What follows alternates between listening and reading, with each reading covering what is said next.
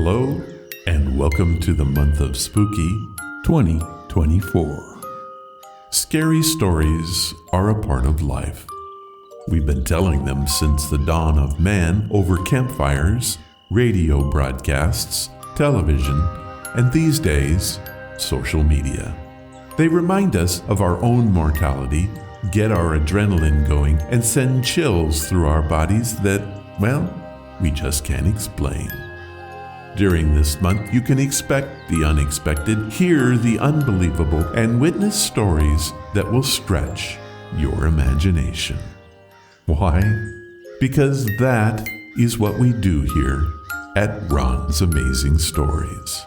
So settle in for the spooky and be prepared to be taken away from today.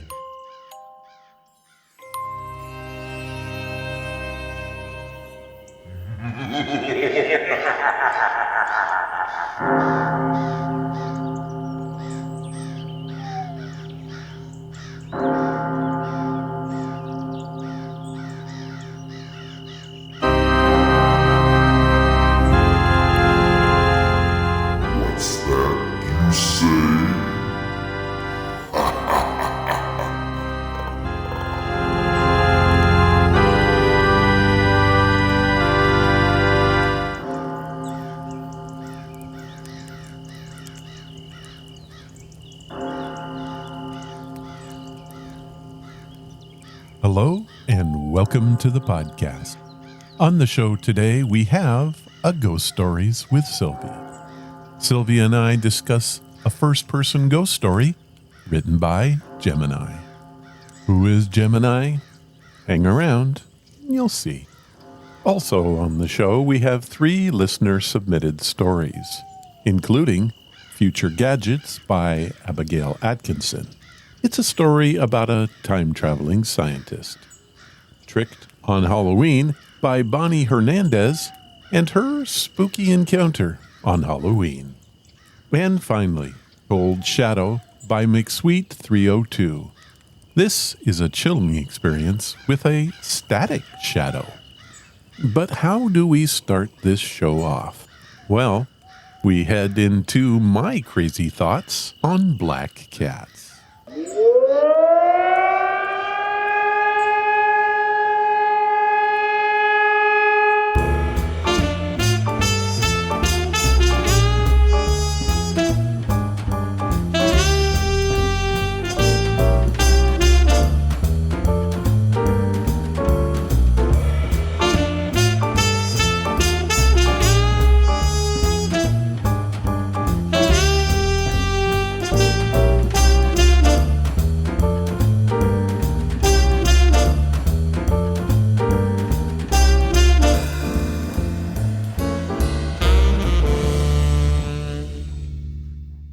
The other day, I thought, being creative is what I do. I like to think that it brings new folks in and old listeners back. That is true. I have been doing it since 2011, and over the years I've done some things that have hit and some that have fell on deaf ears. That bad, huh? But there's always some rhyme to my reason.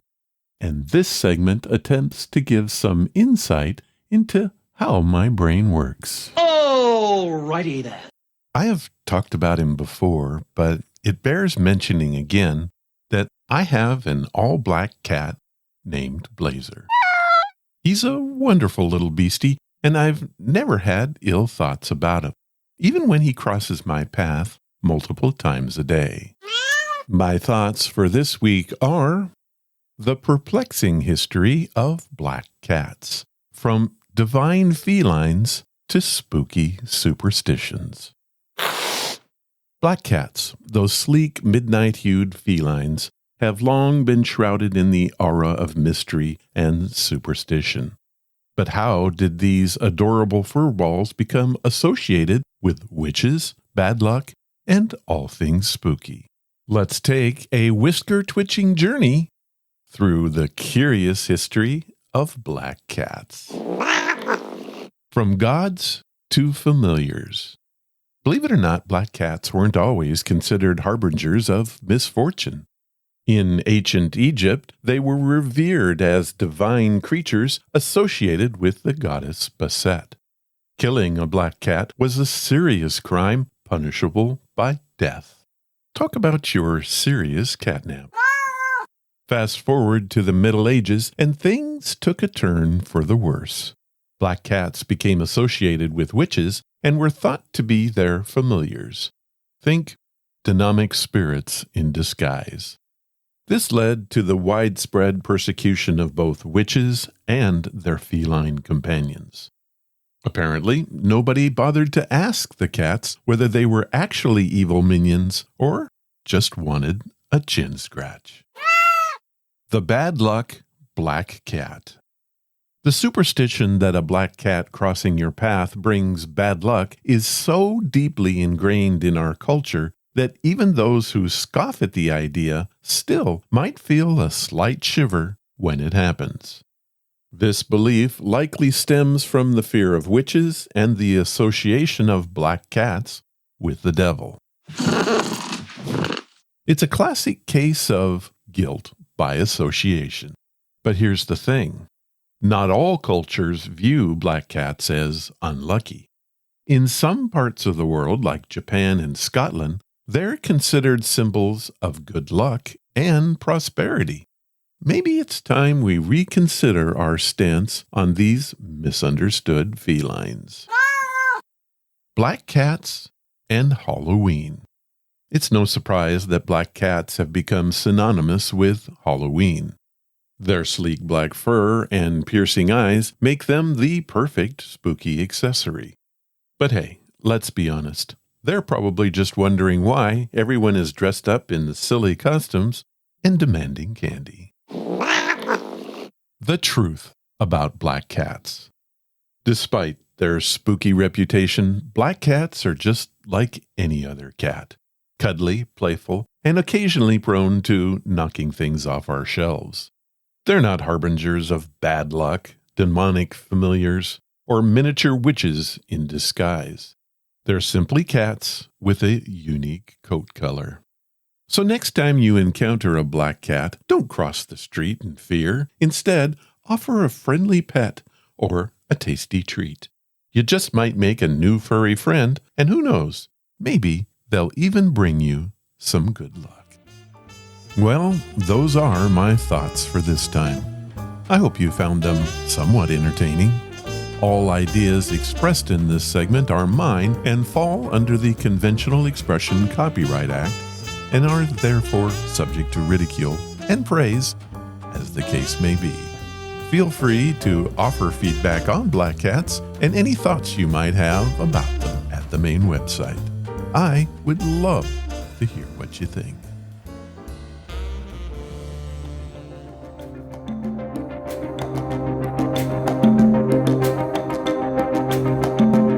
These are your stories, sent by you, for you.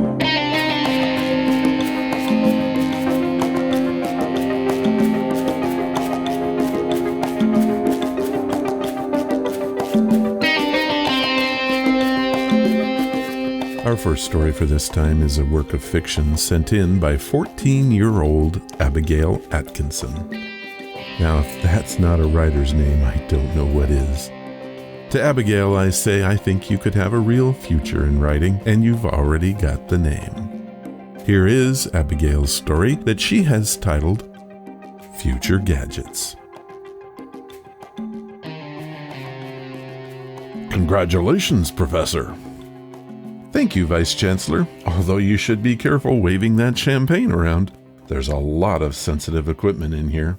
Yes, it's an impressive array. I'm just amazed that you imagined to secure the funding for a temporal displacement research facility, given the financial straits that the university finds itself in.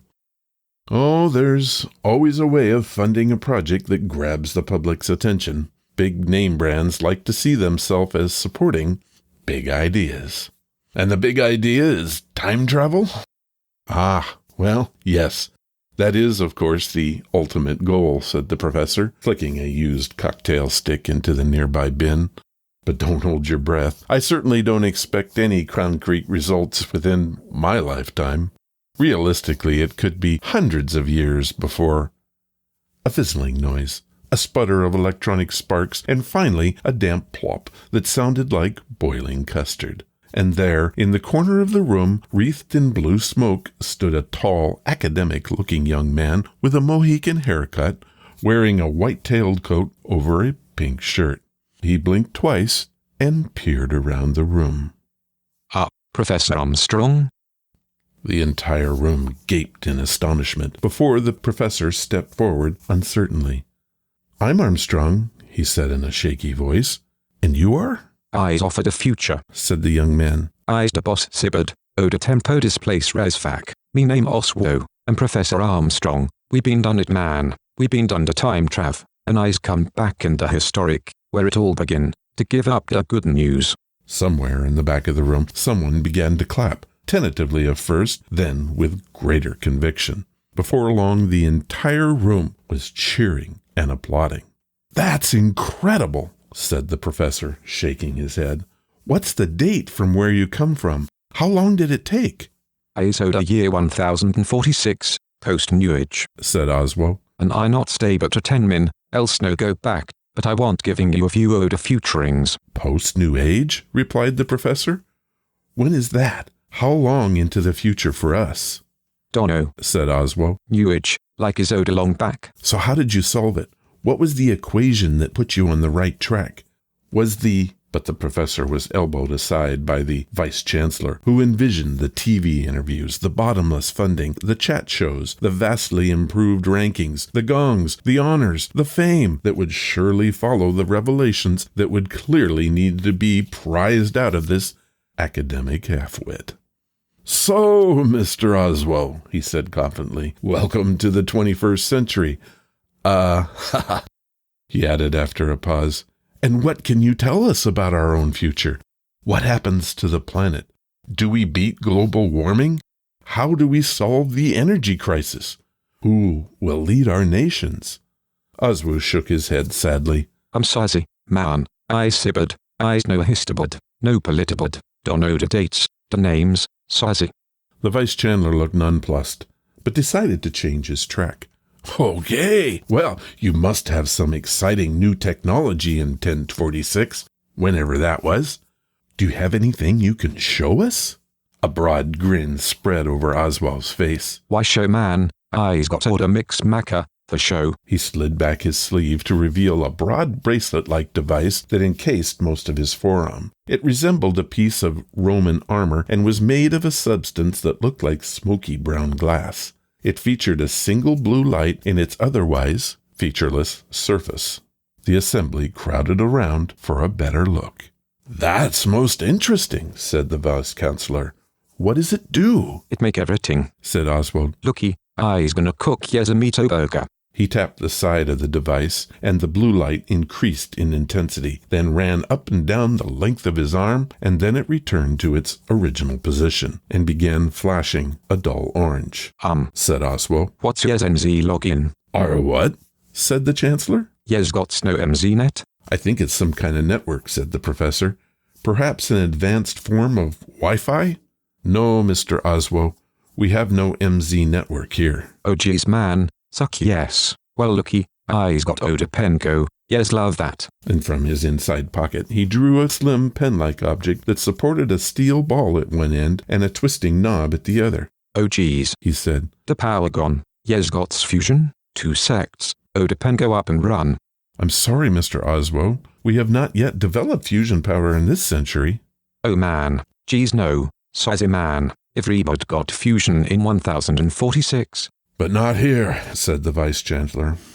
"Look, there must be something you can show us or tell us. Anything at all." "Sassy man," said Oswald. "But looky, me 10 man gone. I's just grabbed vid like 4 Oda home guys."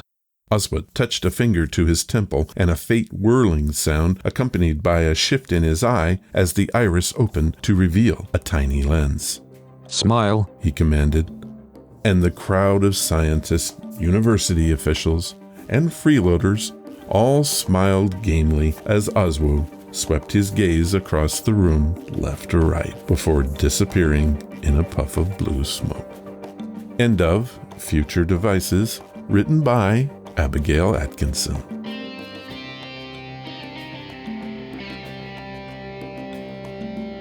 Well, Abigail, that was a creative story. I loved it, and I thank you for sharing it with us. I think you have a real future in writing stories if that's what you want to do.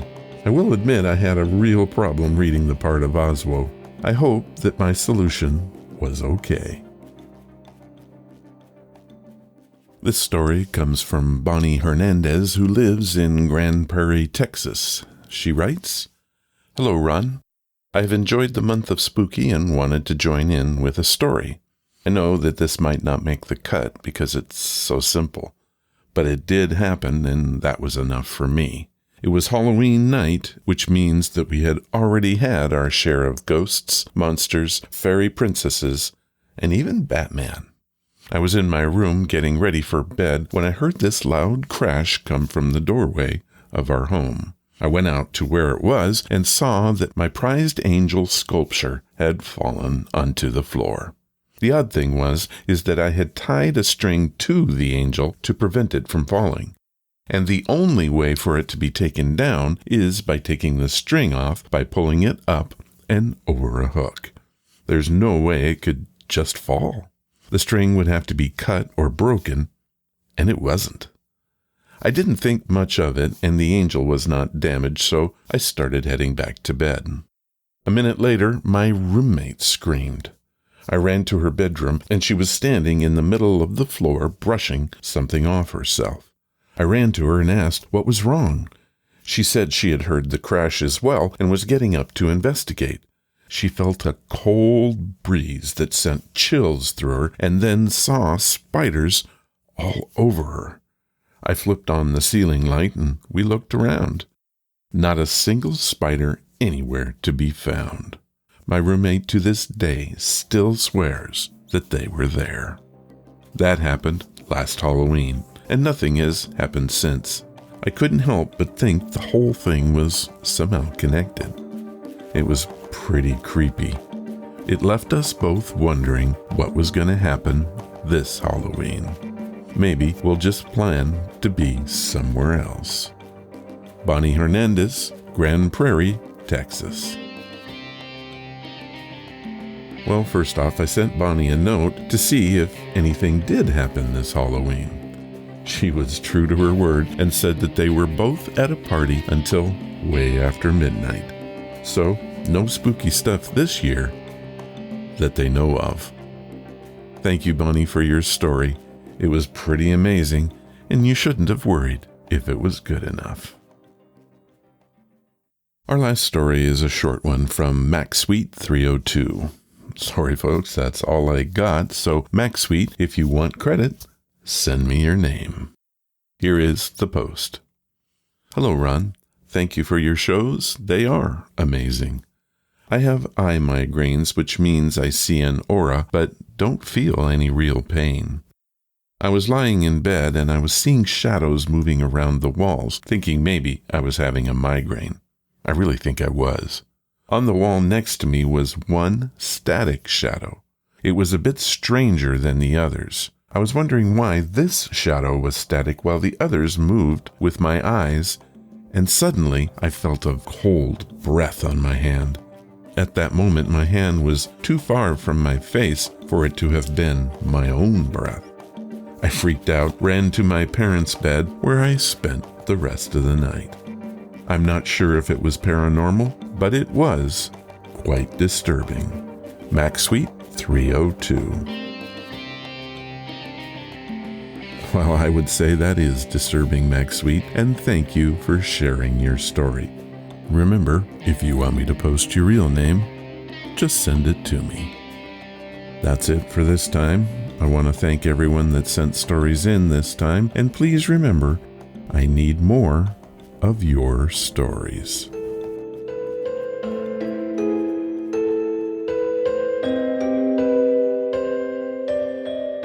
We all love a good story, but what we truly crave is a ghost story. It's time now for Ghost Stories with Sylvia.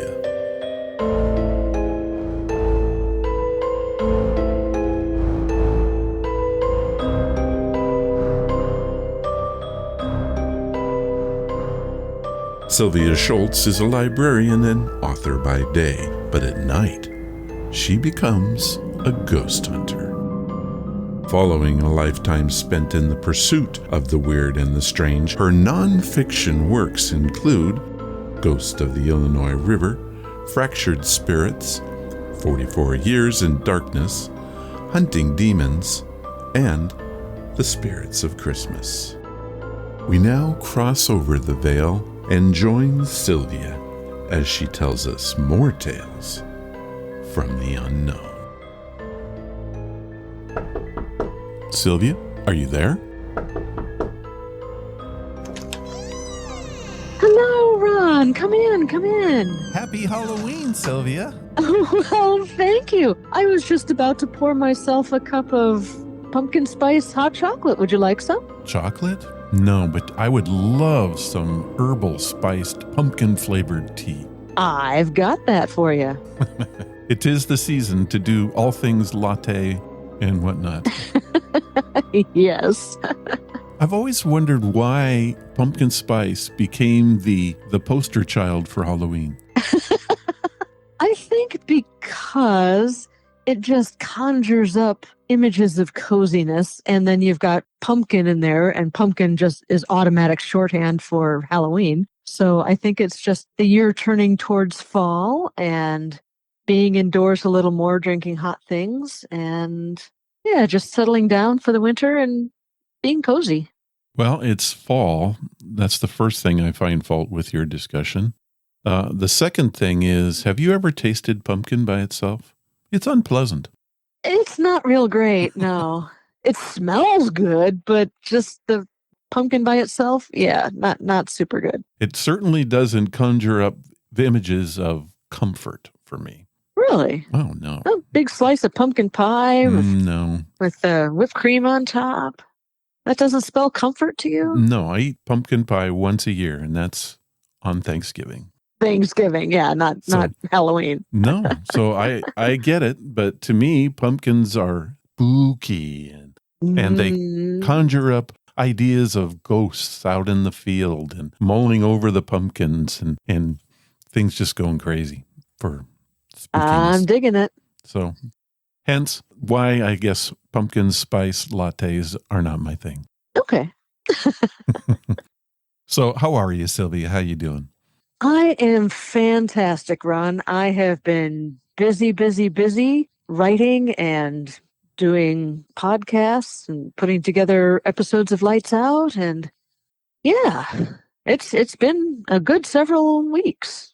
Been wonderful. Well, I think one of the things that we haven't really done for you is talk about the books. So let's get into that. Let's talk about what's going on, specifically the two new books. Yeah. So a few years ago, I came out with a book called Grave Deeds and Dead Plots. And that is a collection of stories that are true crime stories that have resulted in hauntings.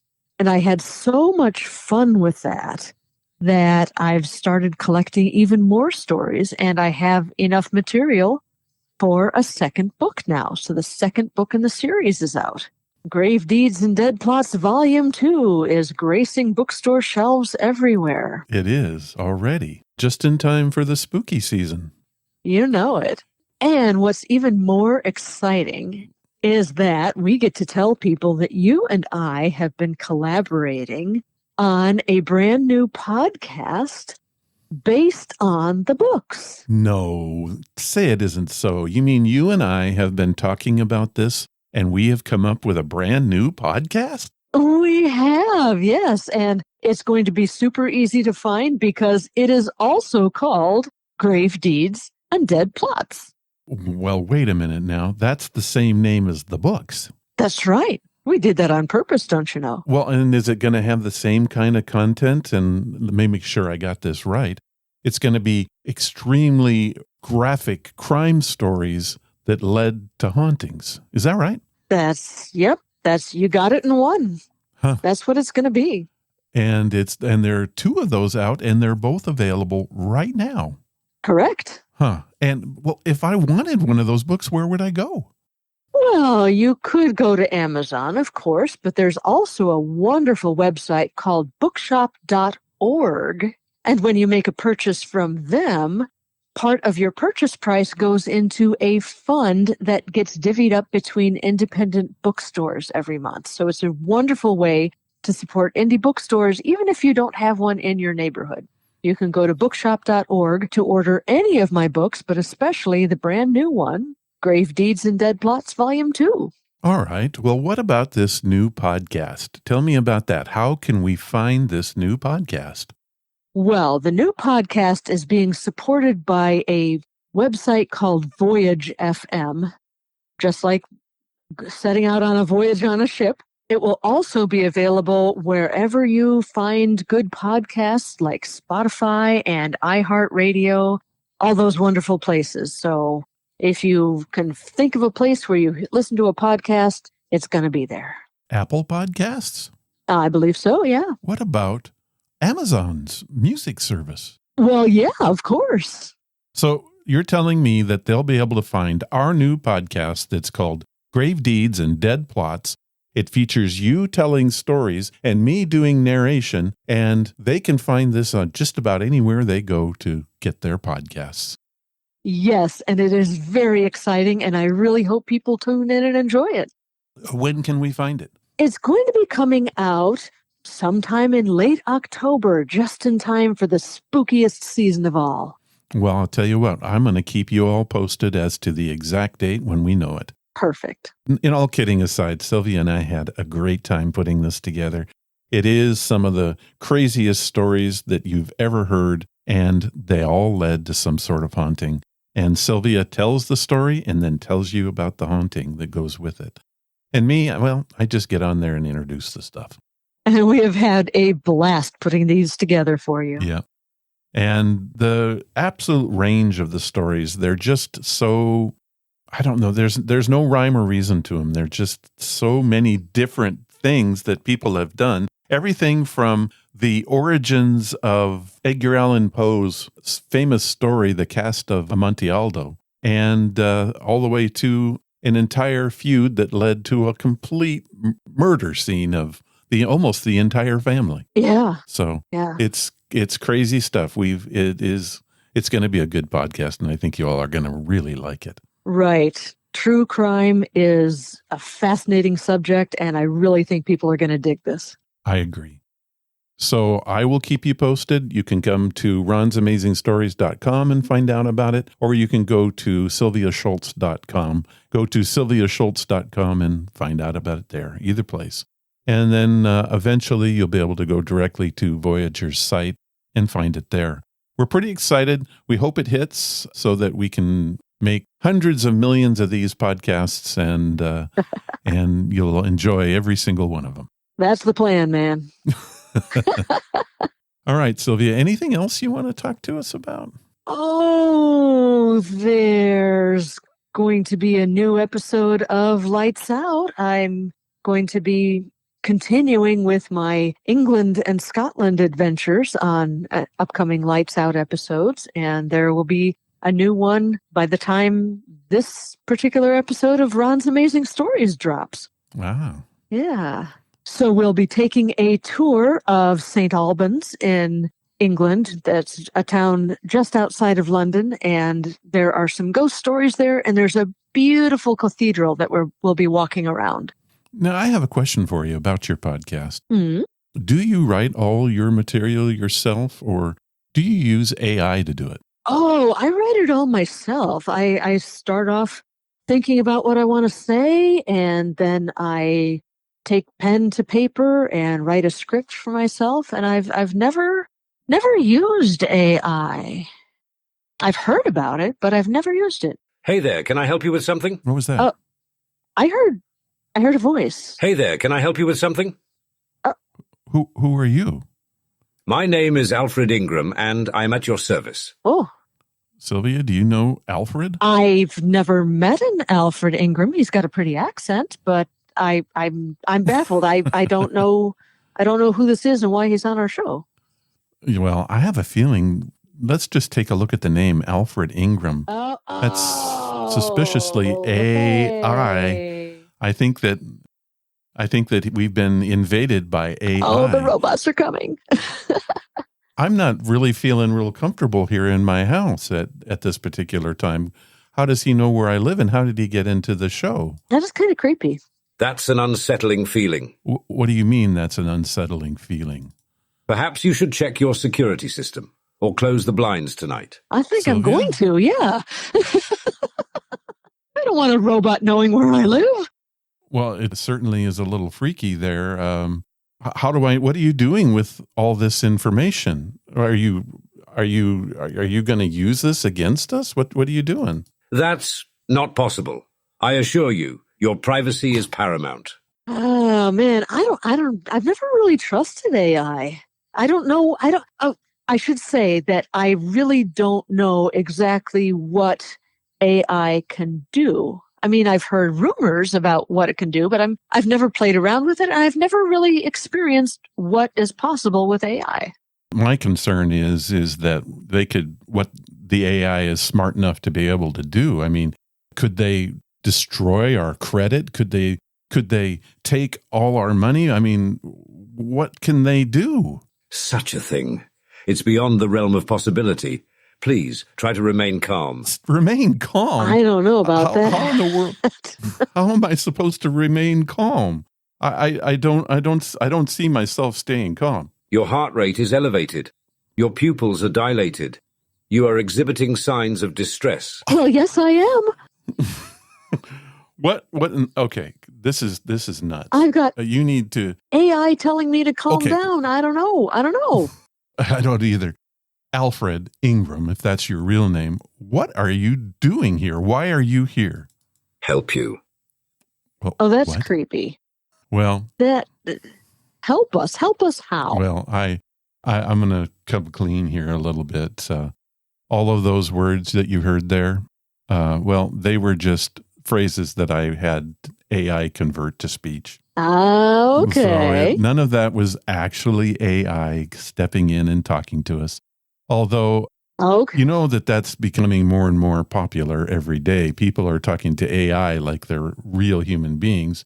And more importantly, AI is doing so many amazing things now in the world of writing that it's absolutely crazy. Like what? I mean, I've heard about that, and I always am a little unsettled, like Alfred said, because I think that authors should be able to write their own material and not rely on AI to do it for them. I think that's kind of cheating a little bit. Well, of course it's cheating. I think that some good uses of AI is, hey, Alfred, search my database and find any reference to this from any story that I've written. To me, that's a good use of AI. But saying, Alfred, hey, would you write me a story that is better than anything Stephen King ever wrote? That's not right. Okay, well, I can understand using AI as a tool to help you be more productive. Not writing it for you, but finding things that it would take you longer to look up on your own. Exactly. I can understand that. For example, there are 600 plus shows of Ron's Amazing Stories. Ooh. And when you have that many of them, you're not real sure of what stories you've used and which ones you haven't now, right?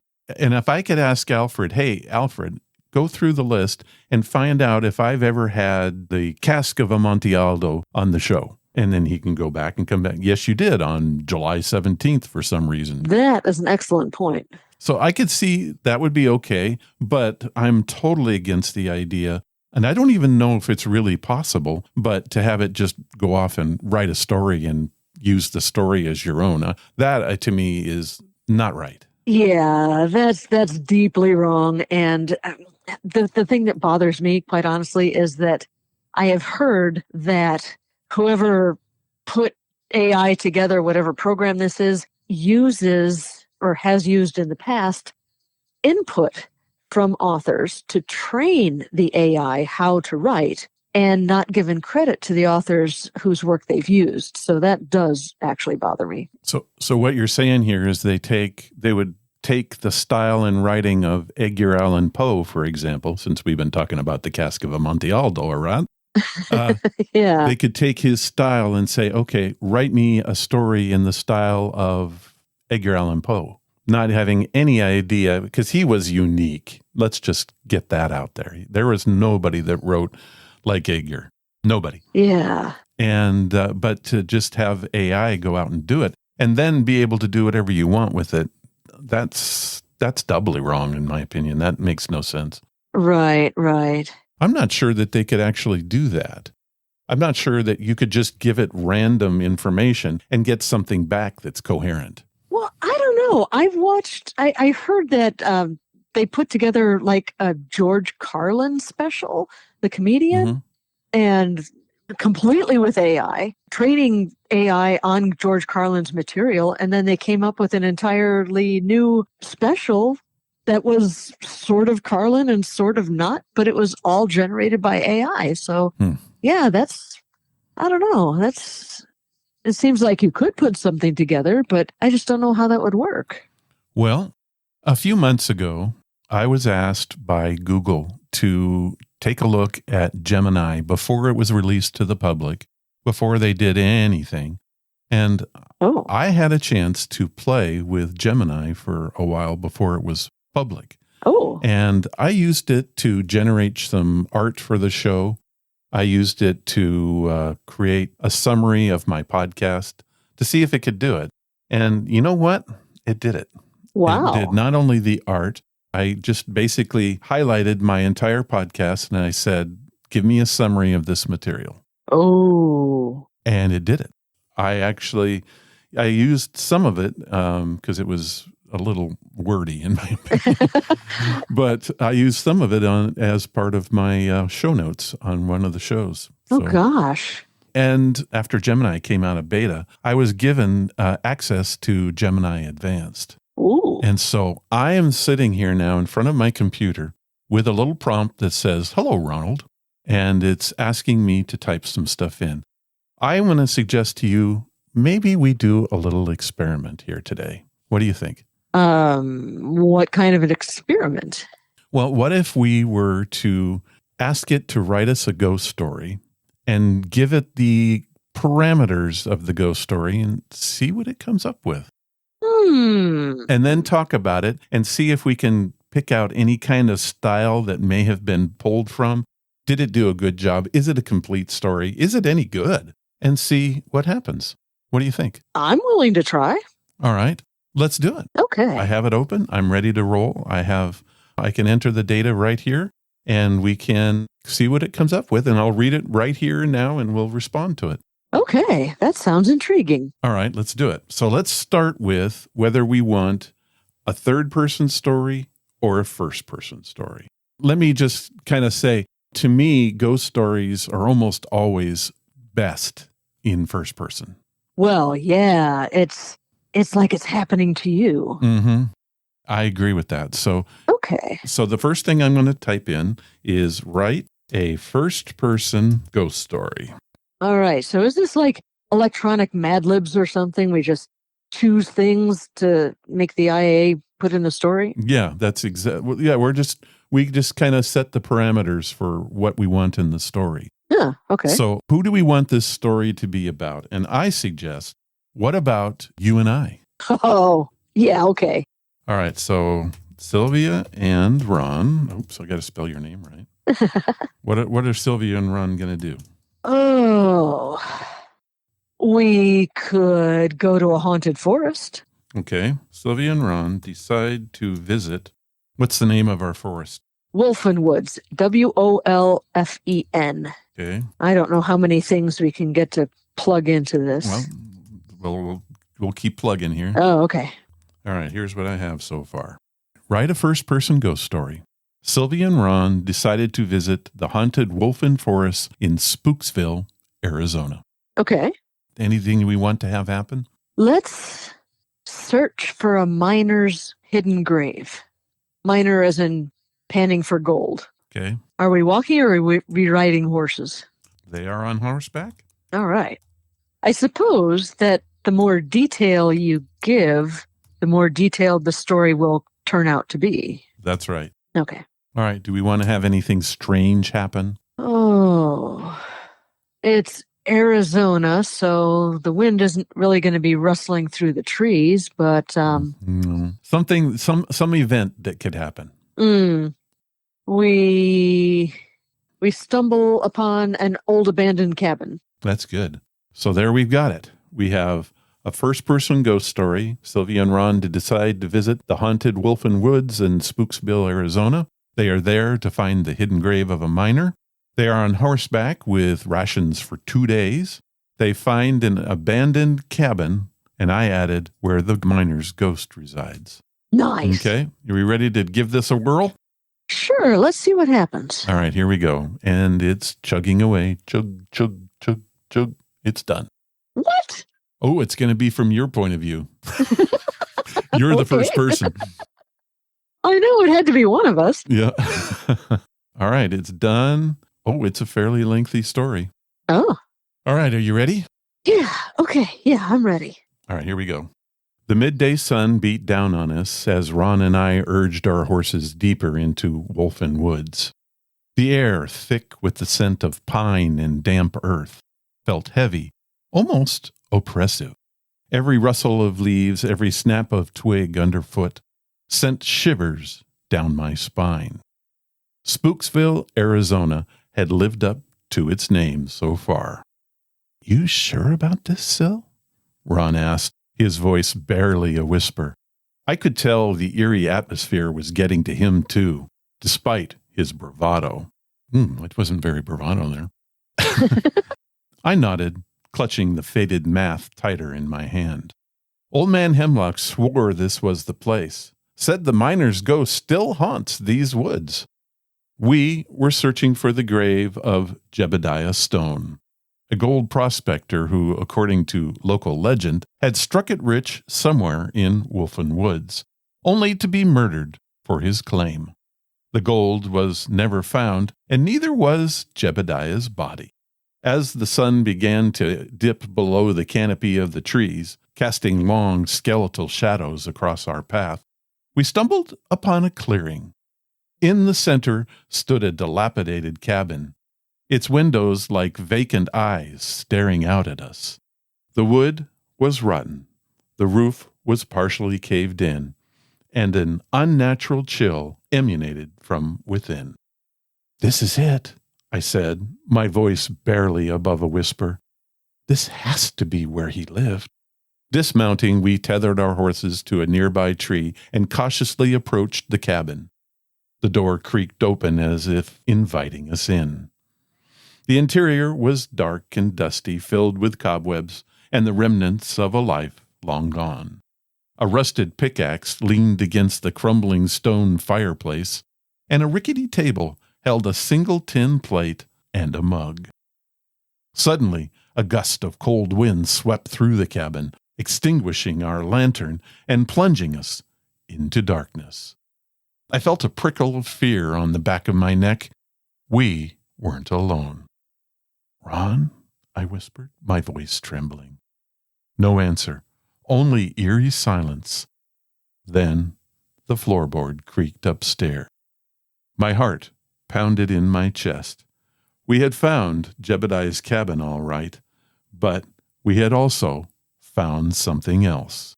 His restless spirit. Jebediah? I called out, my voice echoing in the oppressive darkness.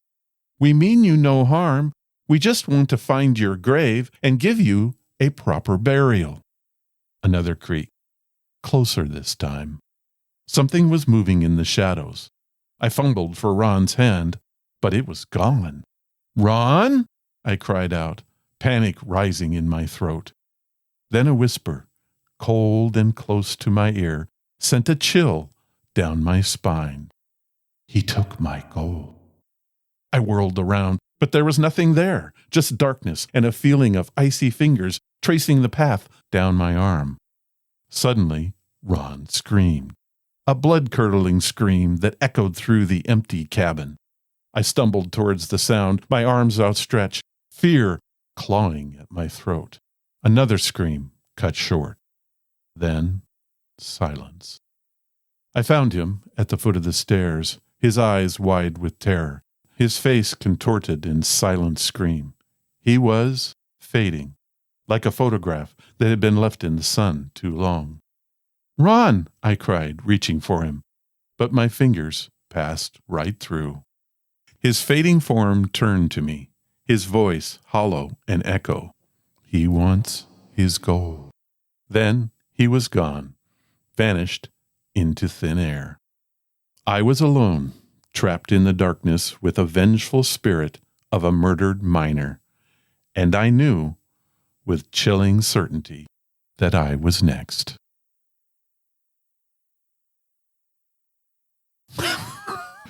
I had to die? I was killed, Sylvia. Huh.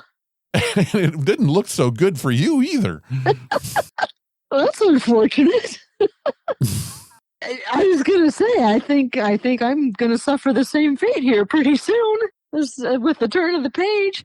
Well, I came up with all of that in 30 seconds or so? Gosh, we didn't even wait that long. Yeah, and just to remind you, this is what we put in.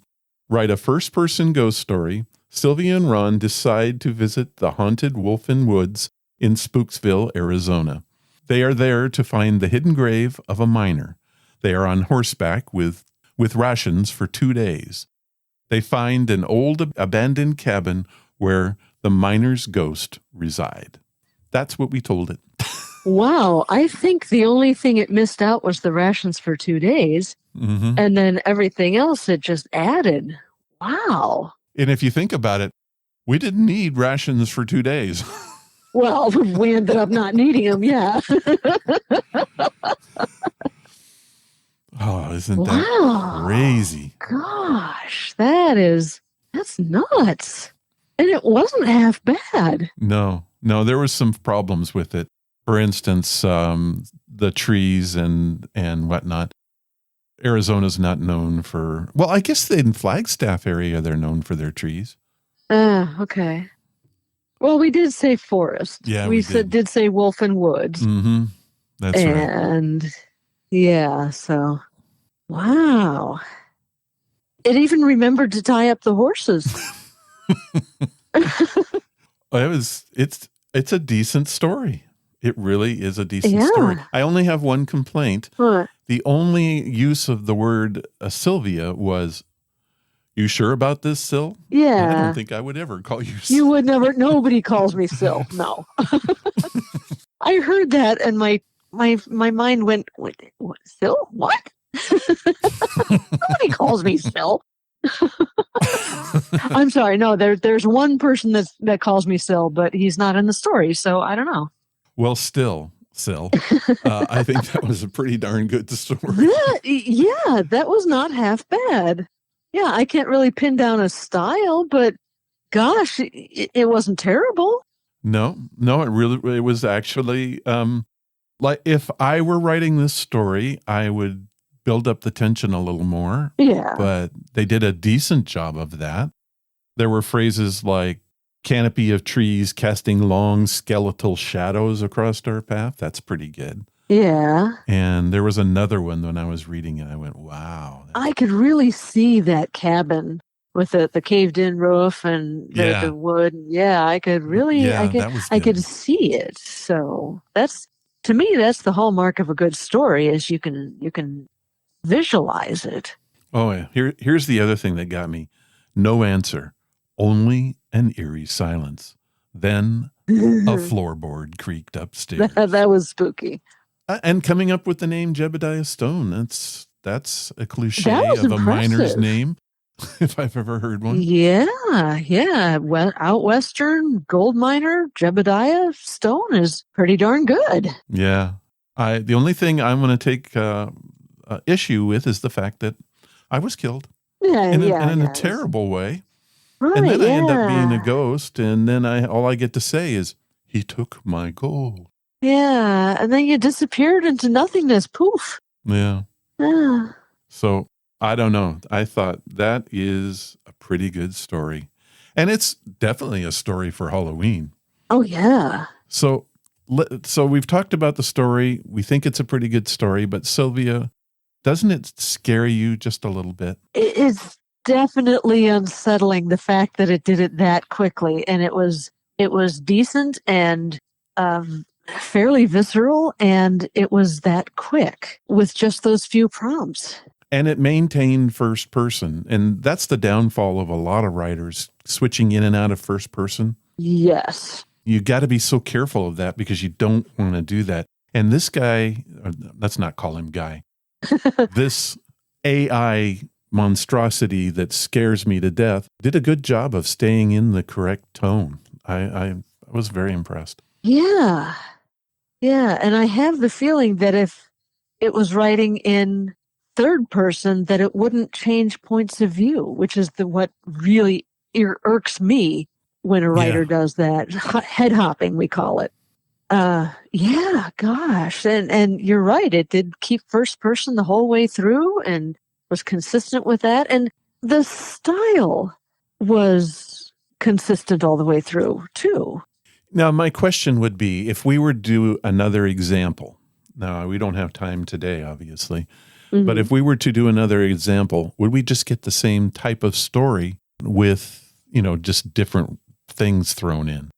Of course, it would depend upon what we gave them.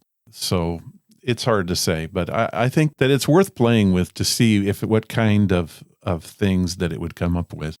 And what I think we'll do to close this out and end the show today is let's come up with another story, and I will put this story in the show notes so that you all can read it. Does that sound okay, Sylvia? I'm sorry. Would that be all right, Syl? I see what you did there. Yeah, and then our listeners can read the show notes and decide for themselves if it's too similar in style, and yeah, they can make their own decision. All right. So doing that, do we want to stay with first person or see what it does with third person? Let's do third person. Yeah. Do we want it a ghost story again? I think it's fair to do another ghost story. Yeah. But let's set this on the East Coast in a Victorian house with, do you want to do it us two again? Okay. Let's see. Write a third-person ghost story on the East Coast in a Victorian-style house? Yeah. Mansion? Oh, yeah. And then perhaps there could be a tea set, a table set for tea. Okay. All right. So Ron and Syl. Gosh, it almost takes you longer to type the prompts than it does for the AI to come up with a story, doesn't it? Yeah, well, it does. Okay. Ron and Sylvia enter the house to find what kind of tea set? A table set for afternoon tea. Okay. And anything else we want to add? Let's see. So write a third-person ghost story on the East Coast in a Victorian-style mansion. Ron and Sylvia enter the home to find an afternoon tea set waiting for them. I'm almost tempted to put a scary clown in there, but I don't know. Sylvia and I chatted offline a little bit, and this is what we came up for our prompt. Write a third-person ghost story on the East Coast in a Victorian-style mansion. Ron and Sylvia enter the home to find a table set for afternoon tea waiting for them. Spooky sounds echo in the house. The house is haunted by a clown. All right, Sylvia. So what I'll do then is I'll run this through the AI, and I will post the result in the show notes so you guys can see what it did. And if it's good enough, hey, maybe Sylvia and I will come back and do a whole nother show just on this story. Yeah, we can pick it apart and see what the AI did correctly and just discuss it a little more. All right.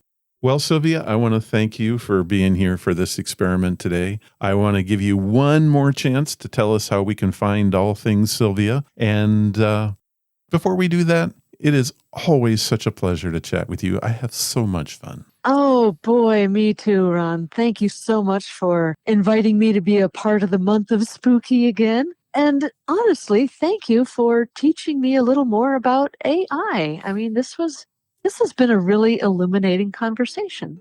Well, you're very welcome. So, all things Sylvia can be found at sylviashults.com. And you can find Lights Out episodes, and you can find information about Grave Deeds and Dead Plots Volume 2 and Grave Deeds and Dead Plots, the podcast, coming soon to a streaming service near you. And I will, too, have all that stuff in the show notes and where you can find Sylvia, and hopefully some more information on the podcast, but it may be a bit early to give you that. But keep coming back every week, and I will eventually have detailed instructions on how to get to our new podcast, Grave Deeds and Dead Plots. Thank you, Sylvia. Thanks, Ron.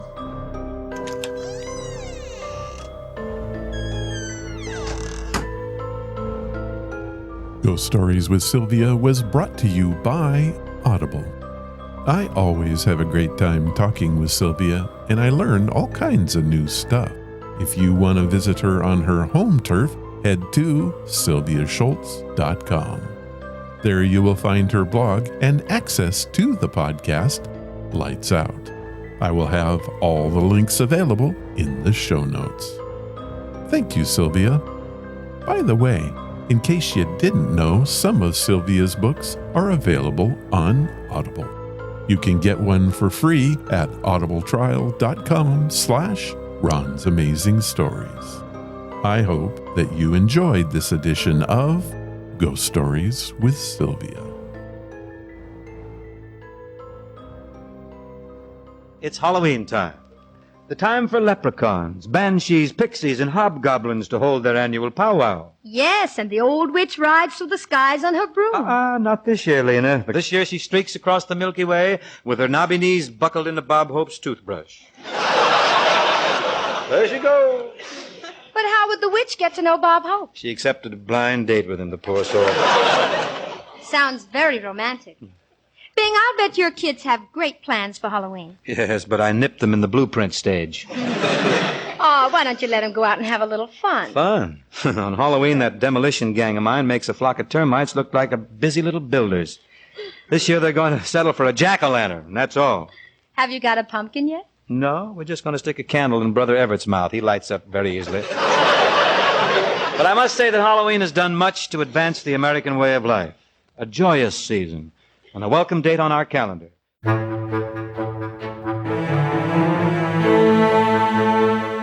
That was episode number 662, and I want to thank Sylvia for being here today. Also, my thanks to Abigail Ackinsen, Bonnie Hernandez, and McSweet302 for sharing their stories.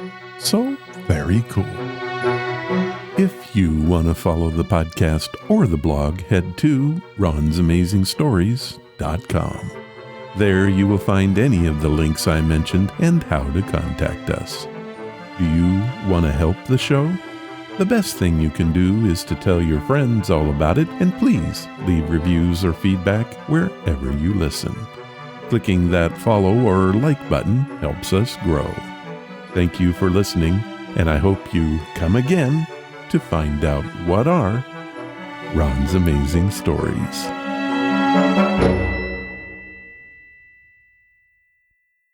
All of the vintage audio used in the podcast is believed to be in the public domain. Ron's Amazing Stories does not own the rights to any of the old-time radio used here. If you hold the rights to any of the shows played, please contact us immediately at ronsamazingstories.com.